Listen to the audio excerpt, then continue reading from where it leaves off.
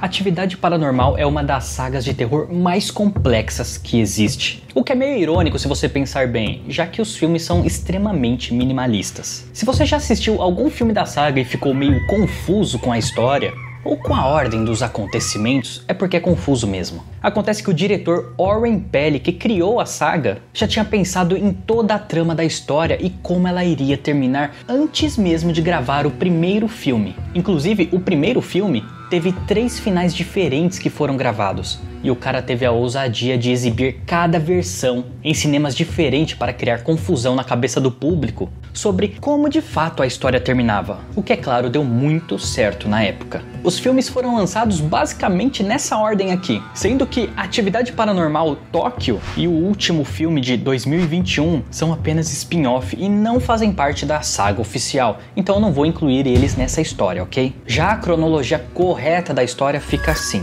A saga começa no filme 3 e em seguida temos os filmes 1, 2 e 5 acontecendo quase simultaneamente, olha que confusão. E em seguida vem o filme 4 e o 6º por último. Tá aí um baita balaio de gato que a gente vai desenrolar hoje para entender a história e descobrir quem de fato é o demônio Toby. Quais os segredos da história e o que significa aquele símbolo das bruxas, sabe? O triângulo com um círculo no meio. Meu nome é Bruno Hess, seja muito bem-vindo ao Etéreo. Em uma casa de subúrbio, 2 irmãs chamadas Kate e Christy começam a interagir com uma presença misteriosa, supostamente inofensiva. Nada mais do que algum tipo de amigo imaginário chamado Toby, o fantasma camarada. Não, senta aí, é o lugar do Toby. Desculpa. Isso é o que imaginavam os pais das garotas, até que percebem que coisas estranhas estavam acontecendo durante a noite. As meninas eram gravadas falando sozinhas e desenhavam símbolos de ocultismo nas paredes da casa. As portas começaram a se abrir e se fechar sozinhas, e uma presença invisível parecia observar a família enquanto dormiam, quando não decidia se deitar entre eles na cama para dormir junto igual um gato. Tudo isso sendo gravado em vídeo e os pais das meninas vendo e pensando, nossa, olha que interessante, o que pode ser isso? Até que eles começam a se dar conta que o tal amigo imaginário Toby está mais para um fantasma voyeur do que apenas um fruto da imaginação das filhas. Algo sinistro e potencialmente perigoso.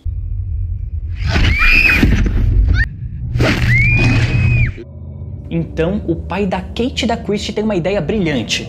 Vou me refugiar na casa da minha sogra. Basicamente trocando uma assombração por outra. Ele pega a família e leva todo mundo de mala e cuia para a casa da sogra, onde supostamente estariam seguros, enfim. Mas acabam descobrindo que a casa da sogra é um coven de bruxas satanistas. Olha que ironia do destino. Escondido por trás dos quadros pendurados nas paredes da casa, tem pentagramas com a imagem do próprio cão e símbolos semelhantes ao que as meninas começaram a pintar pela casa sobre a influência do amiguinho imaginário Toby. Durante a madrugada, um ritual começa a ser preparado na casa. Então Toby quebra no meio os pais de Kate e da Christy, para deixar o caminho livre para a vovó bruxa, que leva as netinhas para fazer algum tipo de ritual. Um detalhe que passa desapercebido por muita gente é o significado dos símbolos nas paredes da casa. E claro que esse aqui, o pentagrama na parede com essa cara de bode, não tem muito segredo, né? É o símbolo de Baphomet, a representação do próprio cão miúdo. Ou apenas uma entidade mal compreendida, será? Mas e quanto ao outro símbolo, esse aqui? O símbolo do Toby, que as meninas desenham pela casa. Esse é o infame Triângulo da Goetia, usado em práticas de magia até hoje.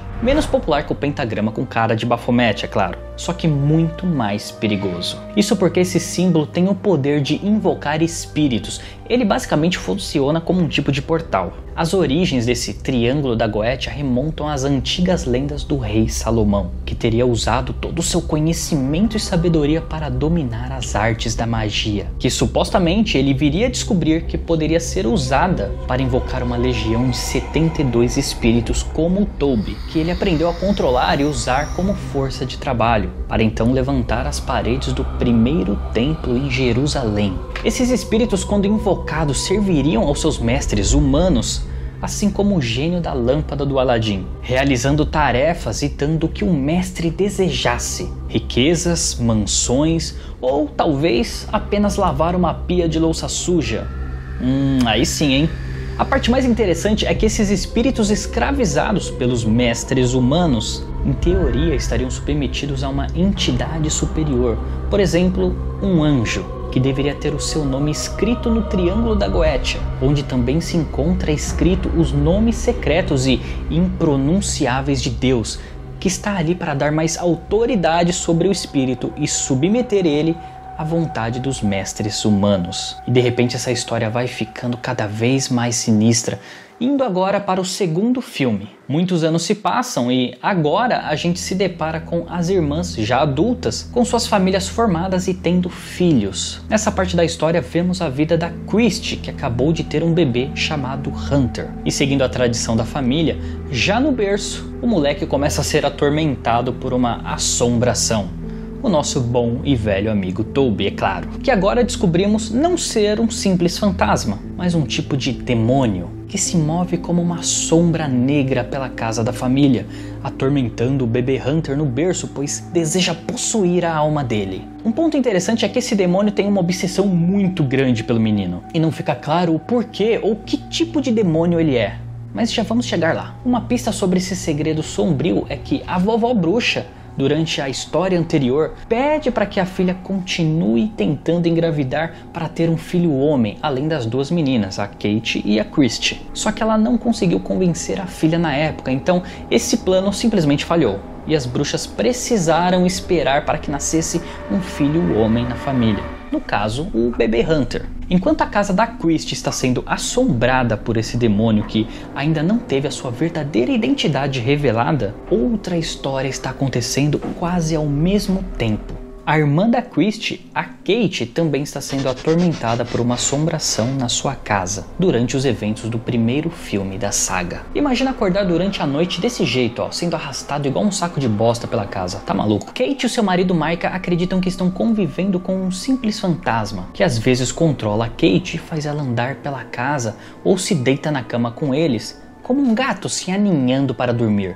Algo que já acontecia quando a Kate era pequena. Agora o passatempo preferido da entidade é bater as portas durante a madrugada, porque, convenhamos, não tem um jeito melhor de fazer alguém se cagar de medo. Em uma dessas noites, enquanto a Kate é controlada pelo Toby, ela sai do quarto e vai andar pela casa, até a parte inferior, onde ouvimos ela dar um grito desesperado que acorda o Micah, que corre até ela para socorrer. Kate!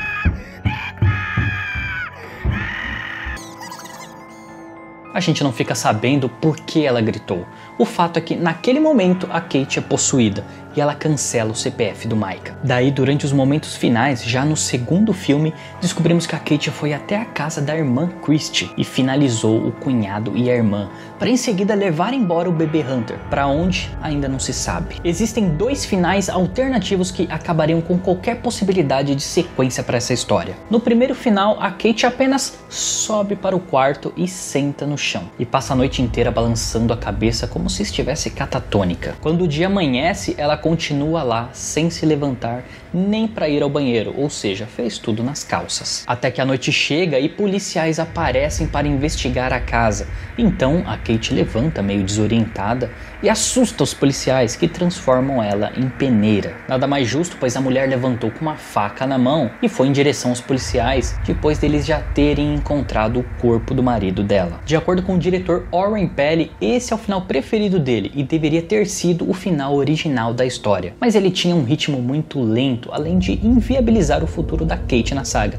então ele foi descartado. No segundo final alternativo, a Kate sobe para o quarto depois de afiar a faca no couro do marido. Ela fecha a porta do quarto com toda a serenidade de quem acabou de ser possuída e se posiciona na frente da câmera como quem vai falar alguma coisa muito importante. E de repente a mulher simplesmente passa lambida no pescoço. Só que de novo o diretor achou que a cena não se encaixava bem no filme, então ele descartou essa também. Até que chegamos ao final tido como o original, onde a Kate termina a cena dando aquela clássica olhada de maluca possuída para a câmera. Um fato curioso é que essa casa onde se passa a história da Kate e do Micah é basicamente a casa do diretor Oren Peli, que ele resolveu usar como cenário para o filme durante 7 dias de filmagem, que, acredite ou não, era a folga do trabalho que o cara tinha como desenvolvedor de jogos. Ele basicamente virou diretor ali na hora, investindo $10 mil do seu próprio bolso para comprar os equipamentos e contratar os atores,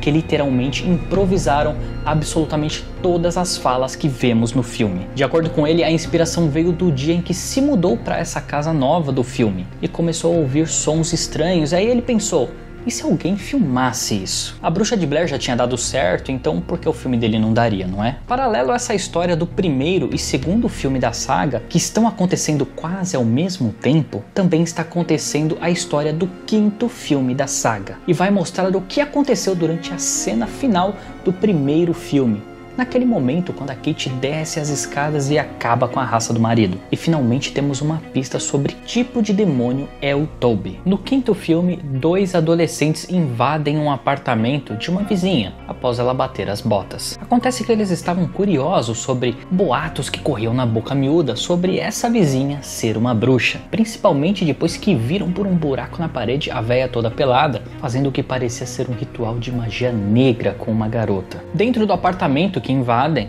eles descobrem que realmente a mulher estava mexendo com algumas coisas muito sinistras, símbolos ritualísticos e objetos de procedência duvidosa. Coisas que poderiam ser apenas um hobby muito estranho? Poderiam, não fosse o fato de que tudo isso está conectado com a profissão da mulher. Ela era uma parteira. A mulher usava a profissão dela para se aproximar de famílias que estavam prestes a receber os seus filhos, e no parto marcava eles com magia, para no futuro se tornarem receptáculos perfeitos para entidades malignas. No apartamento da mulher também acharam várias fitas VHS marcados com o nome das irmãs Kate e Christy, que provavelmente tiveram seus partos feitos por essa parteira do coven de bruxas. E entre as coisas da bruxa, os moleques encontraram um livro que dá algumas pistas sobre como funciona o ritual das bruxas, sugerindo que o Toby, a entidade que elas invocam e controlam, é um íncubus, o que explicaria por que o Toby tem preferência por mulheres e por que ele gosta de aparecer durante a madrugada para atormentar e deitar na cama com as pessoas. O íncubus é uma entidade maligna da luxúria que, segundo as lendas medievais, visita mulheres durante a noite para satisfazer a sua libido, se é que você me entende. A versão feminina dessa entidade se chama súcubo e tem o mesmo propósito, só que essa tem preferência por homens, como o bebê Hunter. A lenda dessas entidades que um dos objetivos deles é roubar a semente dos homens e das mulheres para criar híbridos de humanos com outra coisa. Um detalhe importante é que o signo do triângulo da Goetia usado pelas bruxas, em teoria, não é usado para invocar demônios menores, como súcubus e íncubus. Esses aí são peixes pequenos, são tipo soldados. O objetivo é invocar demônios de patente maior, entende? Como os 72 espíritos do rei Salomão, os príncipes e duques do inferno. O que leva a gente de volta para a questão: quem realmente é o demônio Toby? A verdadeira identidade dele nunca fica totalmente clara, mas pelas pistas deixadas pelo coven das bruxas, provavelmente se trata de Asmodeus, de um exército de íncubus e súcubus. A relação entre íncubus e Asmodeus não é explícita, mas dá para deduzir pela lógica. O Testamento de Salomão descreve Asmodeus como o demônio que arruína casamentos e semeia a luxúria. O cara é um príncipe dos infernos, representante do desejo carnal. Nada faria mais sentido do que os íncubos serem os seus agentes ou subordinados, atuando pela vontade das bruxas. O problema é que o plano delas falhou desde o início, porque quem invoca essas entidades, dizem, deve impor a sua vontade sem ceder a barganhas, como por exemplo, entregar um neto ou um filho, como a avó da Kate e da Christy planejava fazer, para em troca receber favores. Favores, entende? O final do quinto filme leva os 2 adolescentes até uma casa que parece estar abandonada, mas na verdade é a casa da da avó da Kate e da Christie, que agora serve de base para os rituais do Coven de bruxas. Eles vão até lá procurar um dos amigos que fugiu depois que foi possuído. E ali mais uma parte do mistério começa a se revelar, pois um dos garotos atravessa uma porta com símbolos de magia e bom, aí a história começa a ficar um pouco mais confusa. A porta por onde ele passa é um portal mágico que transporta ele para dentro da casa da Kate e do Micah, naquele exato momento lá no primeiro filme da saga, onde a Kate acorda durante a noite e desce as escadas e de repente ela grita.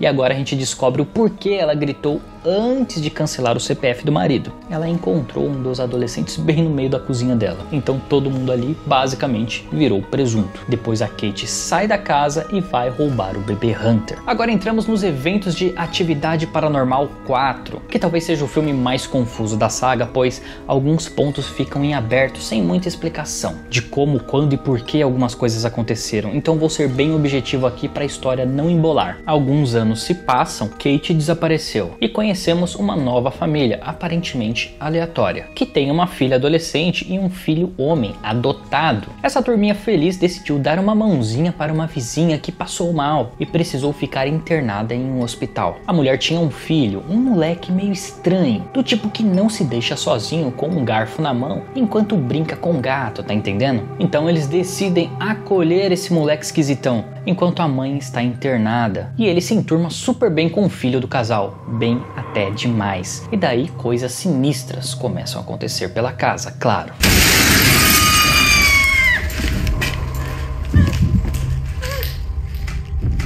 Embora que um lustre cair do teto é super comum, né? O lance é que o moleque desenha símbolos estranhos no corpo do filho do casal. Entre eles, o maldito Triângulo da Goetia, que nesse filme eles dão um nome fictício de Hattusak, o símbolo das bruxas parteiras. Depois disso a coisa começa a ficar muito séria. Através do Kinect do Xbox, pela primeira vez vemos uma imagem de corpo inteiro da entidade passeando pela casa. E não é o Toby, já que ele é descrito na história como sendo bem alto. Talvez seja um súcubo ou íncubo, o que você acha? Dá pra teorizar várias coisas, já que isso fica em aberto. E claro, durante a noite o bicho foi visitar a filha do casal na cama enquanto estava dormindo, em uma das cenas mais bizarras de toda a saga. Então descobrimos que esse garoto esquisitão tem ligação com o Coven das bruxas e está ali na casa enviado pela Kate, que era a mulher que estava internada no hospital. O moleque tá ali como um tipo de cavalo de Troia com uns demônios enfiados dentro dele, pronto para pôr as garras no filho adotado do casal, que na verdade é o bebê Hunter, já crescido, e faz parte dessa nova família, talvez como uma forma de despistar o sequestro, quem sabe? Esse ponto também fica em aberto. No fim das contas, as bruxas conseguem novamente levar o Hunter embora, só que dessa vez devidamente ungido pela magia negra, para fins que ainda vamos descobrir. O último filme da saga finalmente explica o real objetivo das bruxas, onde conhecemos de novo, para surpresa de ninguém, uma nova família feliz, só que dessa vez não tem nada de aleatória. Essa galera se muda para uma grande casa, que não por acaso é a mesma casa onde a Kate e a Christie cresceram. E ali a família encontra uma câmera muito antiga, que parece ter o poder de enxergar o mundo espiritual e a presença de entidades que vivem na casa. Junto com essa super câmera que, diga-se de passagem, não tem origem, explicação, causa, motivo, razão ou circunstância para existir, além, é claro, do poder da conveniência. A família também encontra uma série de fitas VHS sobre o passado da Kate e da Christie, que estavam sendo preparadas pela avó para cumprir o grande objetivo das bruxas: dar um corpo para a entidade que elas controlam, o Toby, que na minha interpretação leia-se como Asmodeus. Para isso, as bruxas precisam de um menino e uma menina. Agora elas têm o Hunter e a menina está destinada a ser a filha dessa nova família, que já havia sido marcada no nascimento. Tudo acaba se revelando como um destino irremediável, já que o fim da história revela que o presente, o futuro e o passado estão sob o controle das bruxas, pois elas controlam esses aspectos do tempo e do espaço através dos portais que conectam as casas, como esse onde a garotinha atravessa e viaja no tempo. Quando a mãe consegue alcançar ela, já é tarde demais. O ritual foi finalizado e agora o Toby conseguiu uma forma humana. Tem uma simbologia interessante interessante do poder que as bruxas exercem através do Triângulo da Goetia, que aparece em todo canto da saga. O triângulo é composto por 3 lados iguais, um número considerado perfeito e associado a trinos divinos, como o Pai, o Filho e o Espírito Santo, céu, terra e inferno, e também passado, presente e futuro. No fim da história, um grande portal se abre na casa. Então a filha do casal entra nele. Então quando a mãe entra para procurar a filha, descobrimos que elas parecem estar na casa que foi da Kate, onde de alguma forma o tempo passou e as bruxas conseguiram alcançar o seu objetivo. Usaram o menino e a menina para dar o corpo lá pro Toby. E a história acaba assim. Agora a verdade seja dita, pra você que chegou até aqui eu quero ser bem sincero. Eu acho essa história toda da saga um baita ninho de ratos. A história é toda engrunhada. Sabe quando estica um troço até o limite do absurdo pra ver onde vai? É bem isso. Eu acho que em 3 filmes dava pra ter contado toda essa história com qualidade e definitivamente um roteiro muito melhor. Se tem um filme da saga que eu realmente gostei, foi Atividade Paranormal Parentes Próximos. É mais divertido, mas achei melhor não trazer essa história aqui porque ela é apenas um spin-off e não acrescenta nada para essa história principal. Eu espero que vocês tenham gostado porque, olha, me custou boas horas de sono e um pouquinho de sanidade acompanhar essa saga inteirinha para fazer esse vídeo. Por hora é isso e até a próxima.